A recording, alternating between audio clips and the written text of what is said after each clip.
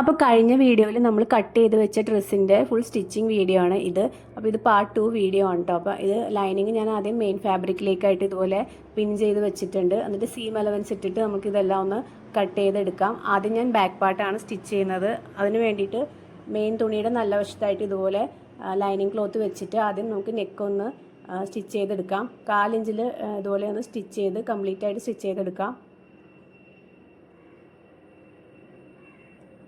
അത് കഴിഞ്ഞിട്ട് എക്സ്ട്രാ വരുന്ന ഈ ഫാബ്രിക് ഒന്ന് കട്ട് ചെയ്ത് കളഞ്ഞിട്ട് നമ്മൾ സ്റ്റിച്ച് ചെയ്തതിൽ തട്ടാതെ ചെറിയ ചെറിയ കട്ടിങ് ഇതുപോലെ കൊടുത്തിട്ട് ഇതൊന്ന് മറിച്ചെടുക്കാം.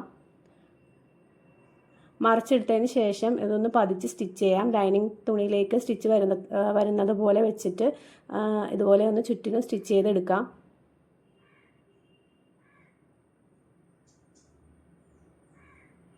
നമ്മൾ ബാക്ക് നെക്ക് ഫിനിഷ് ചെയ്തെടുത്തിട്ടുണ്ട്. ഇനി ലൈനിങ് തുണിയും മെയിൻ തുണിയും കൂടി ഒന്ന് ചുറ്റിനും ഒന്ന് ജോയിൻ ചെയ്തെടുക്കുന്നുണ്ട്.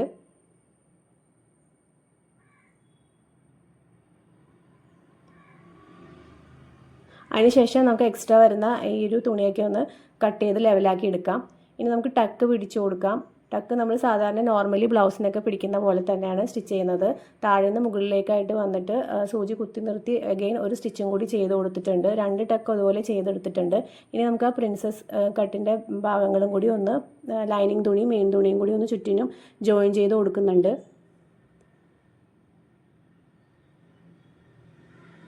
എക്സ്ട്രാ വരുന്നതൊക്കെ നമുക്ക് കട്ട് ചെയ്ത് കളയാം.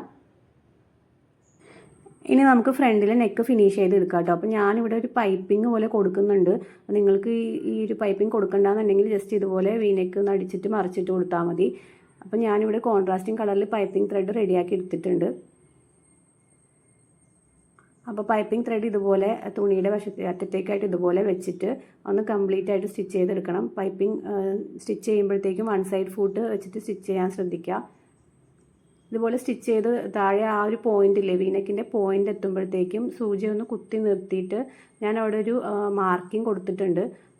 ആ മാർക്കിങ്ങിൻ്റെ അവിടെ എത്തിക്കഴിയുമ്പോഴത്തേക്കും നമ്മൾ ഈ ലൈനിങ് തുണിയും പൈപ്പിങ്ങിൻ്റെ തുണിയും കൂടി ചേർത്തിട്ടൊരു ചെറിയ കട്ടിങ് ഇട്ട് കൊടുക്കുന്നുണ്ട്. തിരിഞ്ഞ് എളുപ്പത്തിന് വരാൻ വേണ്ടിയിട്ടാണ്. അത് കഴിഞ്ഞിട്ട് ഇത് ഇപ്പുറത്തെ സൈഡിലേക്കും സ്റ്റിച്ച് ചെയ്തെടുക്കുക.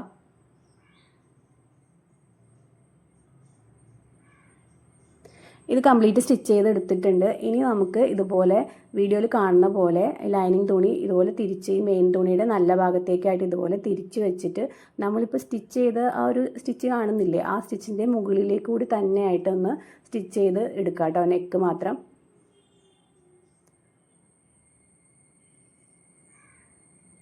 ആ ഒരു സ്റ്റിച്ച് ഗൈഡ് ലൈൻ ആക്കി വെച്ചിട്ട് അതിൻ്റെ മുകളിലൂടെ മെയിൻ തുണിയിലേക്കൊന്ന് സ്റ്റിച്ച് ചെയ്തെടുക്കുക. അതിൻ്റെ എക്സ്ട്രാ വരുന്നതൊക്കെ ഒന്ന് ഇതുപോലെ കട്ട് ചെയ്ത് കളഞ്ഞിട്ട് ചെറിയ ചെറിയ കട്ടിങ് ഇട്ട് കൊടുത്തിട്ട് നമുക്കിത് മറിച്ചിട്ട് കൊടുക്കാം.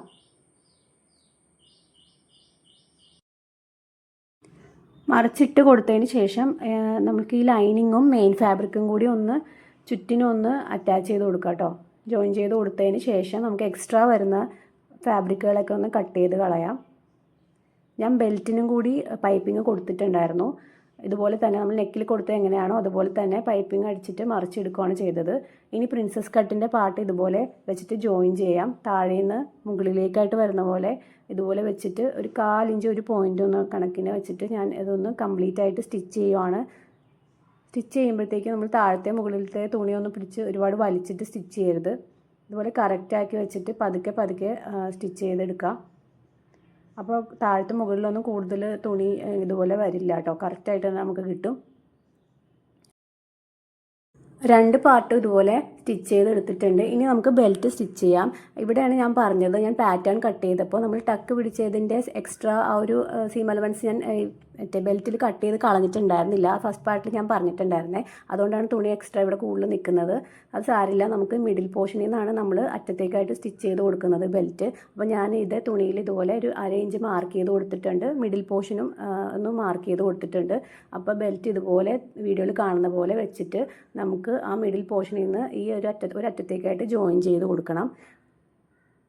അത് കംപ്ലീറ്റ് ആയിട്ട് ജോയിൻ ചെയ്തതിന് ശേഷം അപ്പുറത്തെ അറ്റത്തേക്കും ഇതൊന്ന് ഈ ബെൽറ്റ് ഒന്ന് ജോയിൻ ചെയ്ത് കൊടുക്കാം.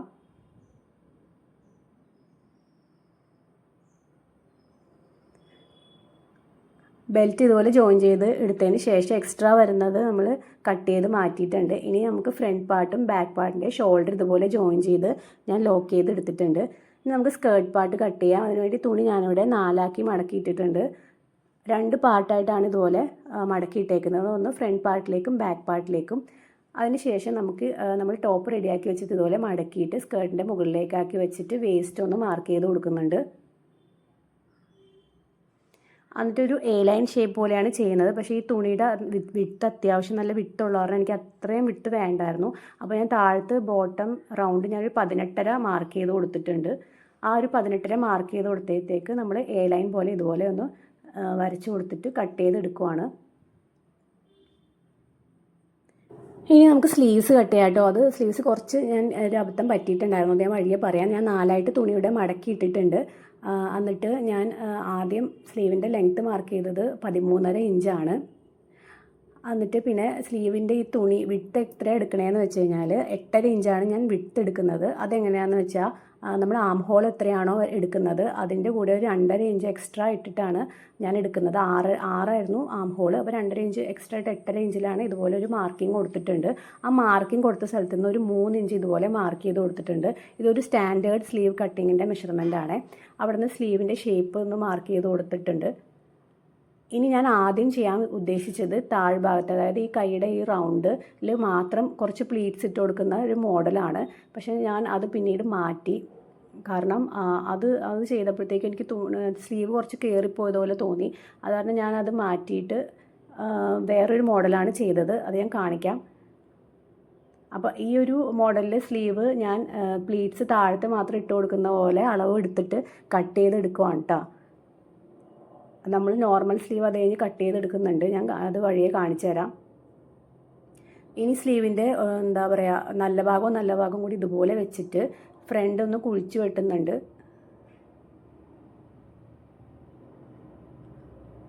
ഞാൻ ആദ്യം സ്കേർട്ട് പാർട്ടിലേക്ക് ലൈനിങ് വെക്കേണ്ടെന്നാണ് ഓർത്തത്. പിന്നെ ഞാൻ ഒരു കോട്ടൻ്റെ ലൈനിങ് കട്ട് ചെയ്തെടുത്തിട്ടുണ്ട്. ഏകദേശം ഒരു മുട്ട് വരെ വരുന്ന ഒരു ലെങ്ത്തിന് ഇതുപോലെ കട്ട് ചെയ്തെടുത്തിട്ടുണ്ട് കേട്ടോ.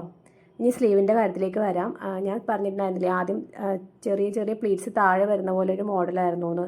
അത് ഞാൻ മാറ്റി. ഞാൻ എക്സ്ട്രാ പ്ലീറ്റ്സ് ഇടുന്ന ഒരു ഭാഗം കട്ട് ചെയ്ത് ഇതുപോലെ കളഞ്ഞിട്ട് നോർമൽ നമ്മുടെ സ്ലീവില്ലേ അതുപോലെ കട്ട് ചെയ്തെടുത്തിട്ടുണ്ട്.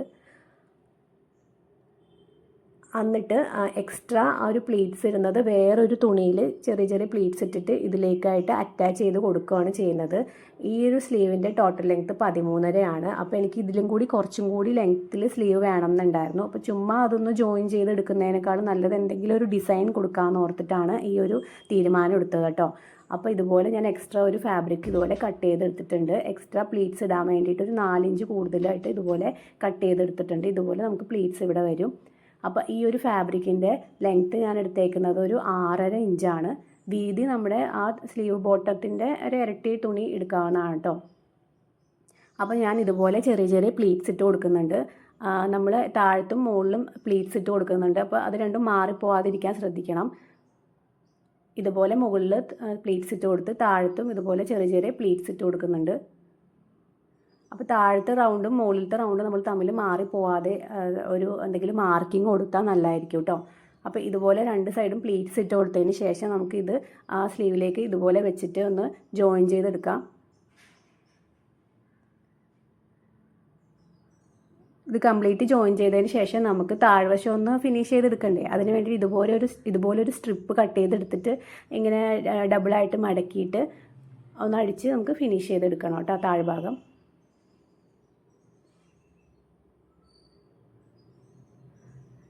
ഇതുപോലെ അടിച്ചതിന് ശേഷം ഇതൊന്ന് ഇതുപോലെ വെച്ചിട്ട് ഒന്ന് പതിച്ചൊന്ന് സ്റ്റിച്ച് ചെയ്ത് കൊടുക്കണം. കംപ്ലീറ്റ് ആയിട്ട് ഒന്ന് സ്റ്റിച്ച് ചെയ്ത് കഴിഞ്ഞതിന് ശേഷം ഇതുപോലെ മറിച്ചെടുത്തിട്ട് ഈ ഒരു തയ്യൽ തുമ്പ് അകത്തേക്ക് ആക്കി വെച്ചിട്ട് നമുക്കിത് ഫിനിഷ് ചെയ്തെടുക്കാം. 2 സ്ലീവും ഇതുപോലെ റെഡിയാക്കി എടുക്കണം.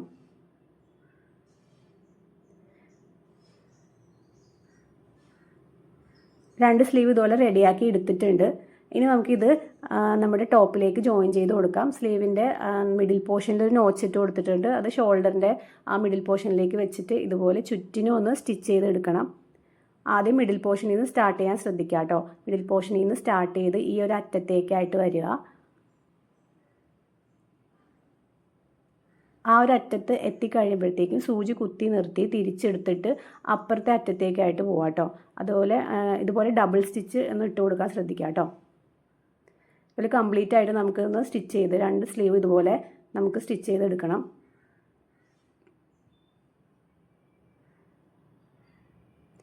ഇനി നമുക്ക് സ്കേർട്ട് പാർട്ട് ലൈനിങ് പാർട്ടായിട്ടൊന്ന് ജസ്റ്റ് ഒന്ന് ജോയിൻ ചെയ്ത് കൊടുത്തിട്ടുണ്ട്. അത് കഴിഞ്ഞിട്ട് നമുക്കിത് ടോപ്പിലേക്ക് അറ്റാച്ച് ചെയ്ത് കൊടുക്കാം. അതിന് മുമ്പായിട്ട് ലൈനിങ്ങിൻ്റെ അടിഭാഗം ഒന്ന് ഇതുപോലെ ഡബിൾ ഫോൾഡ് ചെയ്ത് അടിച്ചു കൊടുക്കുന്നുണ്ട്. ഇനി നമുക്ക് ടോപ്പിലേക്ക് ഈ ഒരു സ്കേർട്ട് പോർഷൻ ജോയിൻ ചെയ്ത് കൊടുക്കാം.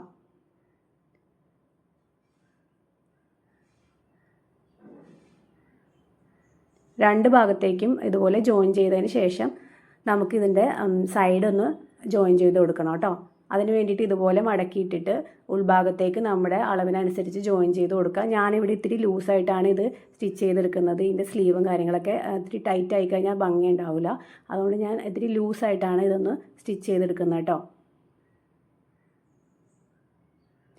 ഒരു സൈഡ് ഫുള്ള് ഇതുപോലെ മുകളിൽ നിന്ന് താഴെ വരെ ഞാൻ സ്റ്റിച്ച് ചെയ്തെടുക്കുന്നുണ്ട്. ഞാൻ ലൈനിങ്ങും കൂടി ചേർത്തിട്ടാണ് സ്റ്റിച്ച് ചെയ്യുന്നത്. അത്യാവശ്യം നല്ല വിരിവുള്ളൊരു സ്കേർട്ടായിരുന്നു. അതുകൊണ്ട് നമുക്ക് സെപ്പറേറ്റ് ലൈനിങ് ആയിട്ട് ഞാൻ സ്റ്റിച്ച് ചെയ്യുന്നില്ല. രണ്ടും കൂടി ഒരുമിച്ചാണ് സ്റ്റിച്ച് ചെയ്തെടുക്കുന്നത്. ഒരു സൈഡ് ഇതുപോലെ മൊത്തത്തിൽ സ്റ്റിച്ച് ചെയ്തെടുക്കുന്നുണ്ട്. ലെഫ്റ്റ് സൈഡ് മറ്റേ സൈഡ് ഞാൻ ഒരു സ്ലിറ്റ് കൊടുക്കാൻ ഉദ്ദേശിക്കുന്നുണ്ട് കേട്ടോ. ഒരു 10 ഇഞ്ചിന് സ്ലിറ്റ് കൊടുക്കാൻ ഉദ്ദേശിക്കുന്നുണ്ട്. അത് ലെഫ്റ്റ് സൈഡിലാണ് കൊടുക്കുന്നത്. അതിന് ഞാൻ ഇതുപോലെ തുണി എടുത്തിട്ട് താഴേന്ന് മുകളിലേക്കായിട്ട് ഒരു 10 ഇഞ്ച് സ്ലിറ്റിന് വേണ്ടിയിട്ട് മാർക്ക് ചെയ്തിട്ടുണ്ട്. ആ ഒരു 10 ഇഞ്ച് വരെയാണ് ഞാൻ സ്റ്റിച്ച് ചെയ്ത് നിർത്തുന്നത്. അത് കഴിഞ്ഞിട്ട് നമ്മൾ ചുരിദാറിനൊക്കെ സ്ലിറ്റ് ഇടുന്ന പോലെ സ്ലിറ്റ് ഇട്ട് കൊടുക്കുകയാണ് ചെയ്യുന്നത് കേട്ടോ. ഇത് ഞാൻ പിൻട്രസ്റ്റിൽ നിന്ന് പല റെഫറൻസ് നോക്കിയിട്ട് ചെയ്യുന്ന ഒരു ഫ്രോക്കാണ്. അപ്പോൾ ഈ കോട്ടൻ്റെ ഒരു ഫാബ്രിക് കിട്ടിയപ്പോഴത്തേക്കും നോർമൽ ഒരു ടോപ്പ് ചെയ്യാണ്ട് എന്തെങ്കിലും ഒരു വെറൈറ്റി ചെയ്യണമെന്ന് കുറേ നാളായിട്ട് വിചാരിക്കുന്നുണ്ടായിരുന്നു. അപ്പോൾ ഇതിൻ്റെ സ്ലീവ് ഞാൻ പിൻട്രസ്റ്റിൽ നിന്ന് എടുത്തതാണ്. പിന്നെ ഈ ഒരു മോഡൽ ലോങ് ആയിട്ടുള്ള കോട്ടൻ്റെ ഡ്രസ്സ് ഞാൻ ചെയ്തിട്ടില്ല. അപ്പോൾ അത് ഒന്ന് ചെയ്ത് നോക്കാമെന്ന് വിചാരിച്ചിട്ട് ചെയ്തതാണ്. അപ്പോൾ നിങ്ങൾക്ക് ഇങ്ങനത്തെ എന്തെങ്കിലും വെറൈറ്റി മോഡലൊക്കെ വേണമെന്നുണ്ടെങ്കിൽ നിങ്ങൾ കമൻറ്റ് ചെയ്താൽ മതി. ഒത്തിരി പേര് പല മോഡൽ ചെയ്യാമെന്ന് ചോദിച്ചിട്ടുണ്ട്. ഞാനത് എൻ്റെ കയ്യിൽ ഫാബ്രിക്കിൻ്റെ അവൈലബിലിറ്റി അനുസരിച്ച് ചെയ്യുന്നതായിരിക്കും. അപ്പോൾ ഇനി നമുക്ക് അടിഭാഗം ഒന്ന് ഫോൾഡ് ചെയ്ത് അടിക്കാം. അതിനുവേണ്ടി ഞാൻ 1/2 ഇഞ്ചിൽ ആദ്യം ഒന്ന് കംപ്ലീറ്റ് ആയിട്ട് സ്റ്റിച്ച് ചെയ്തെടുക്കുന്നുണ്ട്. അതിനുശേഷം ഇതൊന്ന് 1 ഇഞ്ചിൽ മടക്കിയിട്ട് നമുക്ക് ഇത് ഫോൾഡ് ചെയ്തൊന്ന് ഫിനിഷ് ചെയ്തെടുക്കാം കേട്ടോ.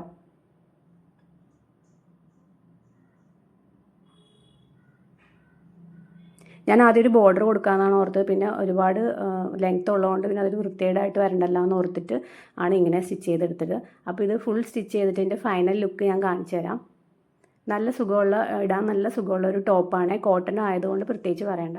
പിന്നെ ഇതിൻ്റെ ഒരു വെറൈറ്റി ആയിട്ടുള്ള ഒരു ഡിസൈനും കൂടി ആയപ്പോഴത്തേക്ക് നല്ല ഭംഗിയുണ്ടായിരുന്നു കാണാൻ വേണ്ടിയിട്ട്. എനിക്കിതിൻ്റെ സ്ലീവ്സാണ് ഒത്തിരി ഇഷ്ടമായത്. ഈ സ്ലീവ്സ് ചെയ്യണമെന്ന് കുറച്ച് നാളായിട്ട് വിചാരിക്കുന്നുണ്ടായിരുന്നു. അപ്പോൾ ഇപ്പോഴാണ് ഒരു അവസരം കിട്ടിയത്. ഈ ലെഫ്റ്റ് സൈഡിലാണ് സ്ലിറ്റ് വരുന്നത് കേട്ടോ. നിങ്ങൾക്ക് ഇത്ര ലെങ്ത്ത് വേണ്ടാന്നുണ്ടെങ്കിൽ നിങ്ങളുടെ ഇഷ്ടത്തിനനുസരിച്ച് ഇത് കസ്റ്റമൈസ് ചെയ്തെടുക്കാവുന്നതാണ്. ഞാൻ ചെറിയൊരു വള ചെയ്തിട്ടുണ്ടായിരുന്നു. ജസ്റ്റ് ഒരു തുണി കുറച്ച് ബാക്കി ഉണ്ടായിരുന്നപ്പോൾ ചെയ്തതാണ്. അപ്പോൾ ഇതാണ് ഇതിൻ്റെ ഫൈനൽ ലുക്ക് എന്ന് പറയുന്നത്. നിങ്ങൾക്ക് എങ്ങനെ ഇത് ഇഷ്ടമായോ ഇല്ല എന്നുള്ളത് നിങ്ങൾ കമൻറ്റ് ചെയ്യുക. അപ്പോൾ ഇതുപോലെയുള്ള വെറൈറ്റി വീഡിയോസ് കാണാനായിട്ട്, സ്റ്റിച്ചിങ് വീഡിയോസ് കാണാനായിട്ട് നിങ്ങൾ ചാനലൊന്ന് സബ്സ്ക്രൈബ് ചെയ്യുക. അപ്പോൾ അടുത്ത വീഡിയോയിൽ കാണുന്നവരെ ബൈ.